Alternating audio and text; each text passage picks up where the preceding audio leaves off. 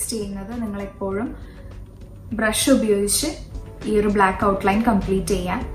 അങ്ങനെ ചെയ്യുമ്പോൾ നിങ്ങൾ ഓരോ പെയിന്റിങ് കംപ്ലീറ്റ് ചെയ്യുന്നതിനനുസരിച്ചും നിങ്ങളുടെ ചില സ്കില്ലുകളുണ്ട് നമ്മൾ ഈ ഒരു ഔട്ട്ലൈനിങ് ചെയ്യുമ്പോൾ. അതിപ്പോൾ ആദ്യത്തെ ബേൺ ചെയ്യുന്ന ഔട്ട്ലൈനിങ് ചെയ്യുമ്പോഴായാലും ഈ ഒരു ബ്ലാക്ക് ഔട്ട്ലൈനിങ് ചെയ്യുമ്പോഴായാലും നമ്മുടെ ഹാൻഡ് ബാലൻസ്, അതുപോലെ തന്നെ നമ്മുടെ ബ്രഷും കൈയും തമ്മിലുള്ള ആ ഒരു സ്ട്രോക്സ് പെർഫെക്റ്റ് ആയിട്ട് വരുന്നതും നമ്മുടെ സ്റ്റെഡിനെസ്സും ഒക്കെ ഇംപ്രൂവ് ആയി വരും.